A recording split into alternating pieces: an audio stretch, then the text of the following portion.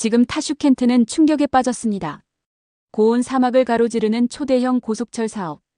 기술 강국들이 촘촘히 맞붙은 그 회의장에서 뜻밖의 한 나라가 중심에 떠올랐습니다. 그들은 파워포인트도 없었고 화려한 영상도 꺼내지 않았습니다. 대신 조용히 정비창으로 걸어갔습니다. 그리고 단 한 번의 행동. 그 순간 그 나라가 선택지가 아닌 결정으로 다가오기 시작했습니다. 지금 세계는 그들이 보여준 그 장면을 다시 돌려보고 있습니다. 도대체 그날 정비창 안에서 무슨 일이 있었던 걸까요? 오늘의 사연 시작합니다. 오늘 하루도 행복하세요. 구독, 좋아요는 큰 힘이 됩니다.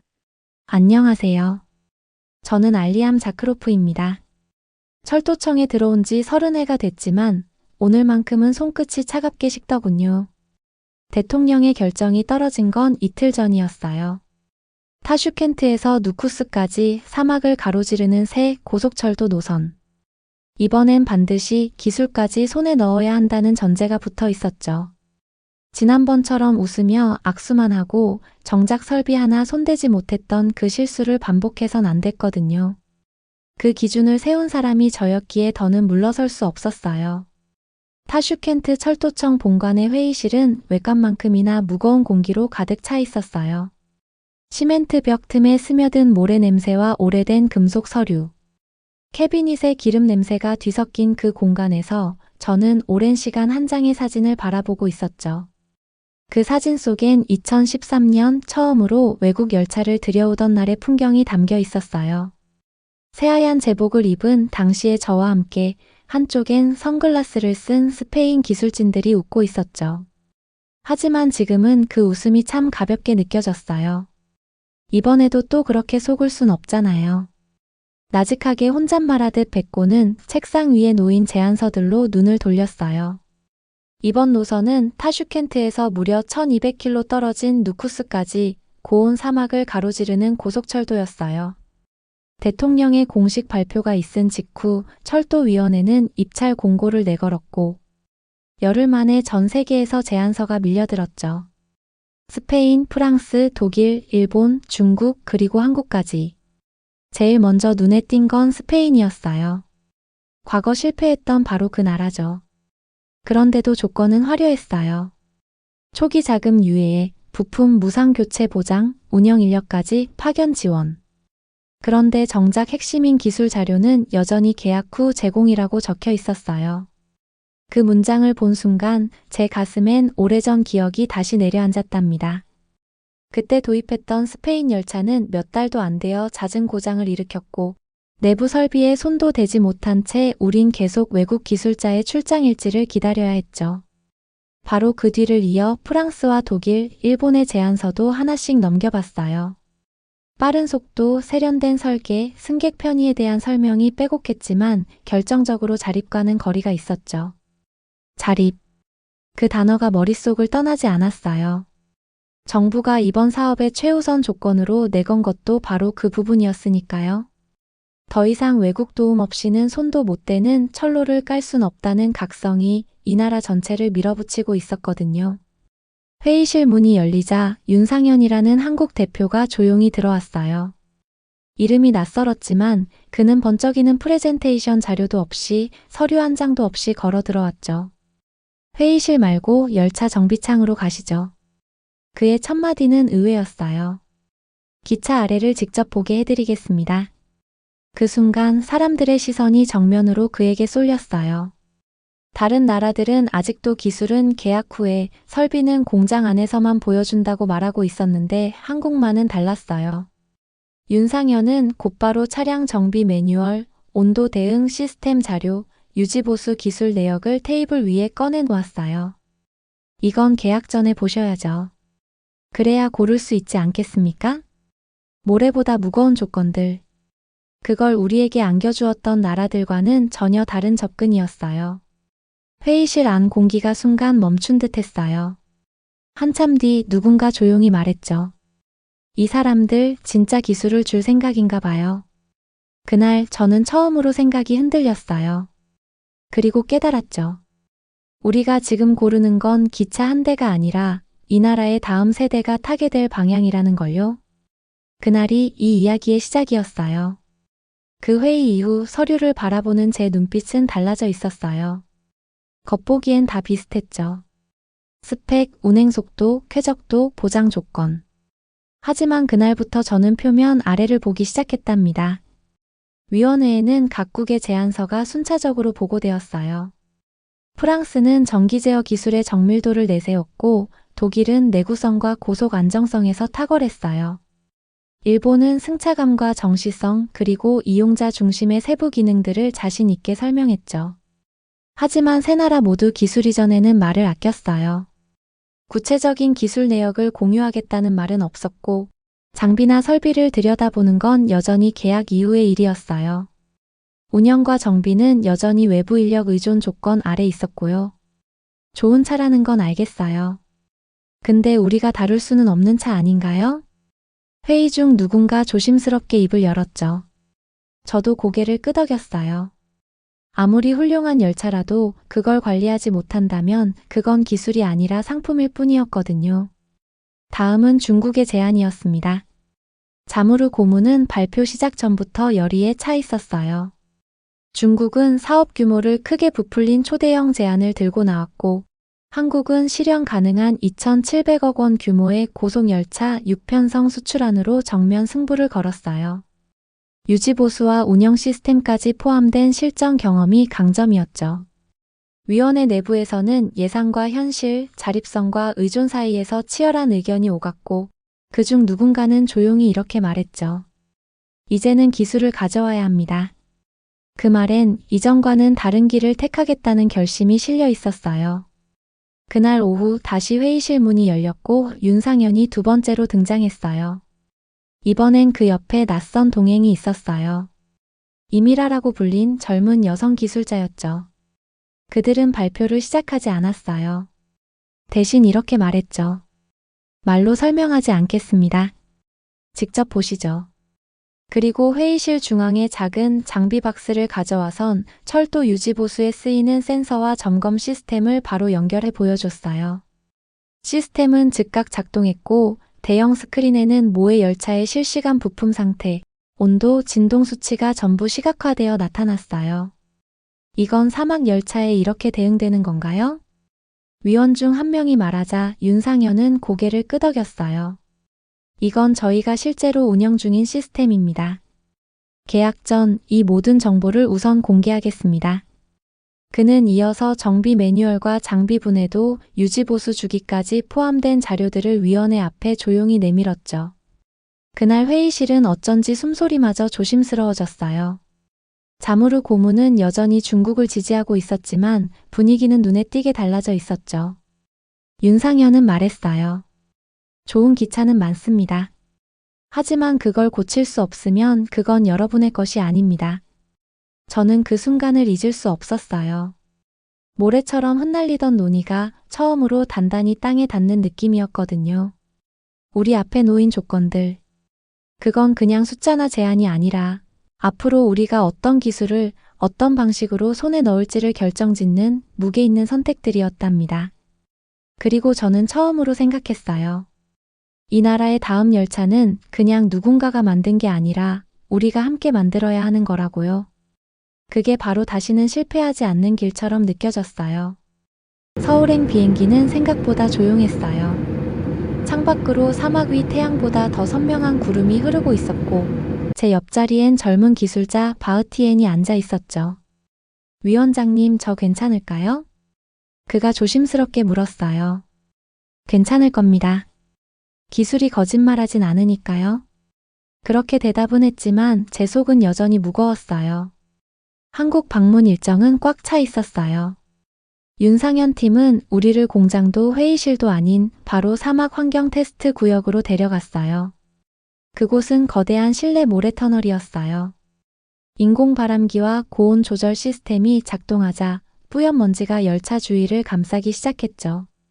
모래 입자 하나하나가 엔진과 바퀴, 통풍구를 때리며 안으로 파고드는 장면이 선명하게 보였어요. 지금부터 6시간 동안 자동 운행 테스트가 진행됩니다. 윤상현은 짧게 설명했어요. 한국 측 열차는 일정한 속도를 유지한 채 모래 폭풍 속을 뚫고 주행을 시작했고 대형 모니터에는 차량 각 부품의 상태와 실시간 센서 수치가 표시되었죠. 4시간이 지나도 5시간이 지나도 문제는 없었어요. 그리고 6시간을 넘어가는 시점. 열차는 아무 이상 없이 멈춰섰고 기술자들은 실외로 나와 차량 하부를 분해했어요. 우린 그 아래를 함께 내려다봤어요. 여기 보시면 사중 방진 필터 구조입니다. 이미라라는 기술자가 장갑을 낀 손으로 직접 구조를 설명했어요. 1차 외부 필터, 2차 습기 제거 필터, 3차 공기 순환 필터, 마지막으로 내장형 마이크로 필터. 그녀의 설명은 빠르지 않았지만 손끝은 한치의 망설임도 없이 필터 구조를 따라 움직였어요. 듣고 있다 보면 이 장비를 직접 만든 사람 같다는 생각이 들었어요. 엔진 아래에서 꺼낸 필터는 먼지 한 톨 새지 않은 채 깨끗했고 안쪽 구조는 금속 고리로 촘촘히 맞물려 있었어요. 설계 하나하나가 마치 이 사막을 위해 태어난 기계 같았죠. 그때마다 외국인 정비사가 도착할 때까지 우리는 무기력하게 선로만 바라봐야 했어요. 기억나시죠? 바흐티엔이 작은 목소리로 물었어요. 그때 열차 고장났을 때 저희는 그 밑에도 못 들어가 봤잖아요. 그 말에 저는 입을 꾹 다물었어요. 그 기억은 생각보다 깊이 박혀 있었던 모양이에요. 이후 윤상현 팀은 우리를 서울 연구소로 안내했어요. 그곳에서 이미라는 다시 앞에 섰어요. 이번엔 소프트웨어였어요. 이건 열차 내 통신 및 제어 시스템입니다. 그녀는 다국어 모드로 전환하며 우즈베거와 러시아어 환경을 직접 시연했어요. 화면 구성은 단순했고 상징 아이콘만 봐도 작동 상태를 이해할 수 있었죠. 기술자들이 영어를 몰라도 바로 대응 가능합니다.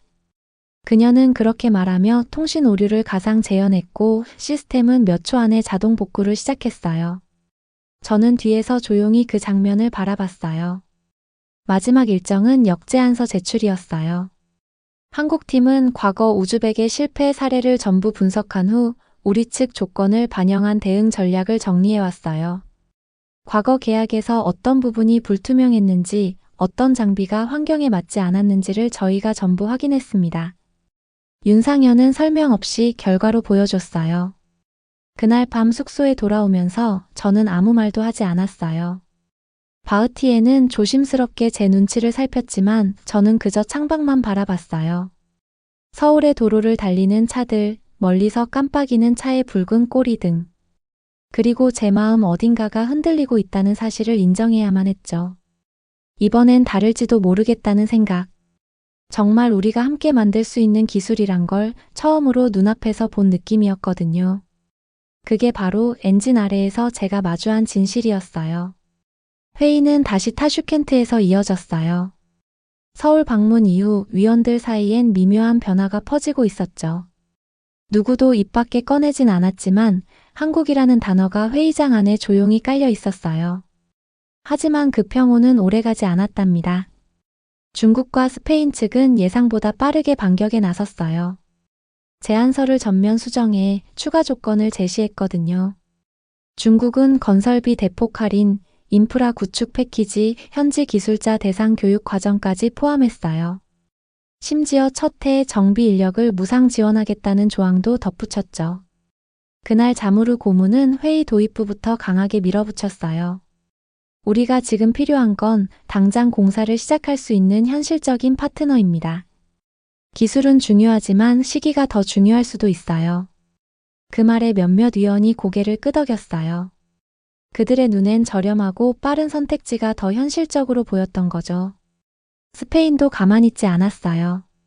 과거 계약에 대한 책임을 언급하며 이번엔 처음부터 기술자 연수 과정과 소규모 연구소 건립 계획까지 내걸었어요. 우리는 지난 실수를 반복하지 않겠습니다. 스페인 대표 프레스티오는 그렇게 말하며 자신들의 진심을 강조했어요. 분위기가 다시 흔들리기 시작했어요. 한국이 처음 만들어낸 균형이 무너지는 느낌이었어요. 그때 일이 벌어졌어요. 회의 직전 외부 보안 담당이 저를 따로 호출했어요. 한 USB를 건네며 이건 보안 점검 중 우연히 발견된 자료입니다 라고 말했죠. 그 안엔 철도청 고위 간부가 외국 기업 측과 주고받은 메일 기록이 들어 있었어요. 정보 유출 흔적, 회의 사전 내용, 제안 조건 공유 모두 문서로 남아 있었어요. 저는 그날 회의실에서 망설이지 않았어요. 모든 위원이 자리에 앉은 순간 단단히 준비된 발표 자료를 닫고 USB를 스크린에 연결했죠. 이 회의는 더 이상 비밀이 아닙니다. 이제부터 이 회의는 정직만 허용됩니다. 순간 회의실이 얼어붙었어요. 누군가는 숨을 삼켰고 누군가는 고개를 돌렸어요. 철도는 수십 년을 함께해야 할 기술입니다. 속임수로는 절대 이어갈 수 없어요. 그 말은 누구를 향한 것이기도 했고 모두를 향한 경고이기도 했죠. 그 직후 윤상현이 다시 자료를 들고 들어왔어요. 하지만 그는 이전처럼 기술을 강조하지 않았어요. 대신 하나의 수치를 조용히 꺼내놨어요. 유지보수 비용입니다. 5년 기준 한국 시스템을 도입하면 평균 대비 37% 절감됩니다. 그는 장기적으로 어떤 부품이 언제 교체되고 어떤 오류가 어떤 시점에 반복되는지 데이터를 근거로 보여줬어요. 스크린 위엔 정비 주기표, 부품 내구도 분석표, 실사용 국가들의 실적이 나열됐죠. 그 말이 끝났을 때 회의장은 고요했어요. 누군가는 의자를 밀고 일어나려다 다시 앉았고 누군가는 메모를 하다 펜을 멈췄어요. 그 조용한 정적 속에서 위원들은 깊은 생각에 잠겨 있었어요. 갈등은 분명했어요. 더 저렴한 선택지냐, 더 오래 갈 수 있는 선택지냐, 눈앞의 공사냐, 다음 세대의 정비냐. 그날 회의는 정리되지 않았어요. 하지만 저는 그 정적 속에서 처음으로 결정의 무게를 함께 나누고 있다는 느낌을 받았답니다. 이건 단순한 입찰이 아니라 우리 기술의 운명을 고르는 순간이었으니까요. 그리고 저는 그날 손끝이 떨릴 만큼 진심이 담긴 회의가 시작되었다는 걸 느꼈어요. 누구도 말을 하지 않았지만 그 침묵이 이미 결정을 말해주고 있었어요. 지금 우리는 진짜 결정을 앞두고 있었어요. 회의장은 조용했어요. 테이블 위에 놓인 의사봉, 산더미처럼 쌓인 제안서, 그리고 커피 종이컵 몇 개. 밤을 새운 기록이 여기저기 흩어져 있었죠. 그날 아침 저는 그 회의장으로 가장 먼저 들어갔어요. 커튼을 열자 햇살이 뿌옇게 쏟아졌고 먼지 속에서 유리창 너머로 철도 노선 지도가 흐릿하게 보였어요. 거기엔 우리가 만들게 될 열차의 길이 그리고 나라의 미래가 겹쳐져 있었답니다. 위원들은 하나둘씩 들어왔고 마침내 정원수가 모두 채워졌죠. 비공개 비밀 투표가 결정된 건 그 전날 밤이었어요. 공정성과 자유로운 판단을 위해 모두의 손이 아닌 모두의 마음을 묻기로 한 거였죠. 투표함은 나무 상자로 준비됐고 한 명씩 자리에 일어나 번호가 적힌 봉투를 그 안에 넣었어요. 누구도 눈빛을 교환하지 않았고 그저 묵묵히 자신의 자리를 지켰어요. 모두가 앉자 제가 입을 열었죠. 우리는 더 이상 누군가가 만든 기술을 사는 나라가 아닙니다. 이제는 우리가 다룰 수 있는 기술을 선택해야 합니다. 말을 마치자 직원이 조용히 투표함을 들고 나갔어요. 그리고 잠시 후 결과가 적힌 종이가 제 앞에 놓였죠. 최종 결과를 말씀드리겠습니다. 한국 12표, 스페인 4표, 중국 2표. 과반 확보되었습니다. 그 순간 몇몇 위원들은 숨을 내쉬었고 자무르 고문은 고개를 푹 숙였어요. 프레스티오는 자리에서 일어나 정중히 인사한 뒤 묵묵히 회의장을 나갔죠. 그의 뒷모습이 사라질 때까지 누구도 말을 하지 않았어요. 하지만 그 침묵은 곧 다음 움직임으로 이어졌답니다. 우리는 곧장 양국 정상 간 기술 동반자 선언 준비를 시작했어요. 교육 연수 명단이 최종 확정됐고 우즈벡 출신 젊은 기술자 40명이 한국으로 향하게 되었죠. 바흐티에는 정비 설계 과정을 전담하게 되었고 서울에서 함께 일한 임이라는 소프트웨어 시스템을 도입 연계하는 현장 총책임자로 지정됐어요. 두 사람은 마치 오래전부터 함께 일해온 팀처럼 자연스럽게 각자의 일을 시작했어요. 한국 기술자들과의 공동 워크숍, 언어 장벽을 뛰어넘는 매뉴얼 작성, 현장 체험 중심의 훈련 과정까지. 모든 것이 빠르게 그리고 조용히 흘러갔죠. 저는 그 모든 과정을 책상 앞에서 지켜보는 대신 직접 기술자들 곁에 섰어요. 햇빛이 내리쬐는 야외 차량 시험장, 땀 냄새와 기계음이 어우러진 정비소, 그리고 무릎을 꿇고 바닥에 도면을 펼친 그들의 모습은 말보다 강한 믿음을 줬답니다. 그날 오후 바흐티에는 무릎을 꿇고 차량 아래를 들여다보며 뭔가를 점검하고 있었어요. 옆에 있던 한국 기술자가 한 발 물러서며 그를 지켜보는 모습이 인상적이었죠. 공구를 내려놓은 그는 저를 향해 짧게 고개만 끄덕였고 그 표정엔 더 이상 두려움이 없었어요. 말은 없었지만 그 눈빛이 말해주고 있었어요. 이제는 우리가 해낼 수 있다는 걸. 그리고 마침내 그가 조용히 입을 열었어요.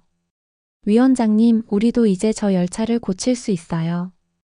그 말이 그렇게 벅찰 줄은 몰랐어요. 그게 고작 정비라면, 기술이라면 그렇게 눈이 뜨거울 이유는 없었겠죠. 하지만 그 안에는 우리의 손으로 처음부터 끝까지 다룰 수 있는 어떤 권리, 그리고 두려움 없는 내일이 담겨 있었어요. 제가 꿈꿨던 자립이라는 건 거창한 구호도 뉴스에 나오는 정치적인 선언도 아니었어요. 그건 손을 든 사람들이 그 손으로 기술을 배우고 그 손으로 다시 다음을 만들어내는 일이었죠. 이제 우리는 더 이상 누군가의 부속으로 움직이는 나라가 아니었어요. 드디어 우리 손 안에 열차가 들어온 거였어요. 그 여름 타슈켄트는 숨이 막힐 만큼 뜨거웠어요. 기온은 42도를 넘었고 하늘에선 모래먼지가 희뿌옇게 내려앉고 있었죠. 하지만 그날 누구도 하늘을 탓하진 않았어요. 시범 운행일. 타슈켄트 중앙역 플랫폼엔 시민 수천 명이 모였어요. 그들 중 많은 이들이 모래와 태양 속을 뚫고 걸어온 사람들이었죠. 그 얼굴들 사이로 저는 기술자들과 함께 서 있었어요. 열차는 조용히 플랫폼 안으로 들어왔어요. 모두가 숨을 죽였죠. 관제탑에선 열차 상태가 실시간으로 전송되고 있었어요. 윤상현과 임이라는 기술팀과 함께 중앙제어실에서 각 부품의 반응을 눈으로 확인하고 있었고, 바흐티에는 정비소 안에서 교대조를 이끌며 만일의 상황에 대비하고 있었죠. 그리고 마침내 모든 시스템이 정상 작동했어요. 자동 제어, 온도 조절, 필터 구동, 통신 연동까지. 전부 오류 없이 작동하고 있었어요. 열차가 선로 위를 유연하게 미끄러져 갈 때 사람들 입에선 숨죽인 탄성이 흘러나왔고 어떤 이는 휴대폰을 들어 그 순간을 조용히 영상으로 남기기도 했어요. 열차가 천천히 멈추자 일부 시민들은 박수를 쳤고 아이들은 손을 흔들었어요. 기술자들 몇몇은 조용히 고개를 떨궜죠. 그들의 눈엔 눈물이 맺혀 있었어요. 기자가 마이크를 들고 다가왔어요. 이 열차는 어떤 의미인가요? 바흐티에는 잠시 주춤하다가 천천히 대답했어요. 이건 우리가 손으로 만든 열차입니다. 그 말에 많은 이들이 박수를 쳤어요. 그 박수는 단지 기차에 대한 찬사가 아니라 그 안에 담긴 시간과 수고 그리고 의지에 대한 환호였어요. 저는 그 모습을 한 걸음 뒤에서 바라보고 있었죠. 그리고 그날 처음으로 제가 왜 이 자리에 있어야 했는지 또렷이 느껴졌어요. 그저 계약을 맺고 끝나는 게 아니라 기술과 사람이 함께 움직이기 시작하는 그 순간. 그게 진짜 시작이었어요. 며칠 뒤 우즈베키스탄 교육부는 철도기술학과 설립을 공식 발표했어요. 정비기술자 양성 과정을 포함해 한국 전문가와의 공동 교육 과정도 열리게 되었고 이어 곧바로 유지보수 전문센터 착공도 시작됐죠. 그리고 양국 간 철도 기술을 함께 연구할 수 있는 협력 거점 설립 논의도 시작됐죠. 그 모든 흐름의 시작점엔 하나의 열차가 있었고 그 열차의 아래엔 우리가 처음으로 들여다봤던 엔진이 있었어요. 그날 저는 플랫폼 끝에 서 있었어요. 열차는 천천히 멀어져 가고 있었고 그 위엔 처음으로 우리가 만든 시간들이 실려 있었죠. 모래 위에 깔린 철로는 여전히 흔들렸지만 그 위에 선 사람들의 발은 단단했어요. 그건 어느 날 갑자기 주어진 게 아니라 우리 손으로 붙잡은 자립의 무게였답니다. 그렇게 우리의 첫 열차는 사막 위를 조용히 그리고 정확히 달려나가고 있었어요. 이 이야기를 듣다 보니 이런 생각이 들었습니다. 기술이란 단순한 기계나 수치가 아니라 사람이 다룰 수 있을 때 비로소 우리의 것이 된다는 거죠. 프랑스의 철학자 앙투안 드 생텍쥐페리는 이렇게 말했습니다. 완벽함이란 더할 것이 없을 때가 아니라 뺄 것이 없을 때 이룬다. 화려한 말도 조건도 보장도 결국 본질을 가릴 수는 없었습니다. 그날 엔진 아래를 함께 들여다본 순간 그들의 선택은 단순한 계약이 아니라 기술을 함께 만들고 지켜내겠다는 다짐이었죠. 그 다짐이 만들어낸 변화는 더 이상 누군가의 손에 기대지 않아도 되는 기술, 다음 세대가 스스로 운전하고 고치고 발전시킬 수 있는 힘으로 이어졌습니다. 결국 자립은 큰 소리가 아니라 손끝에서 시작되는 거였습니다. 누가 시키지 않아도 엎드려 들여다보는 자세, 그 자세 안에 한 나라의 미래가 담겨 있었죠. 여러분도 직접 손으로 부딪히며 느꼈던 변화가 있으신가요? 기술이나 배움의 현장에서 진심을 느꼈던 순간이 있다면 댓글로 나눠주세요. 작은 클릭 하나가 저에겐 큰 응원이 됩니다. 구독과 좋아요, 알림 설정, 그리고 소중한 시간 함께 해주셔서 감사드려요. 다음 영상에서 좀 더 따뜻한 이야기로 찾아뵐게요.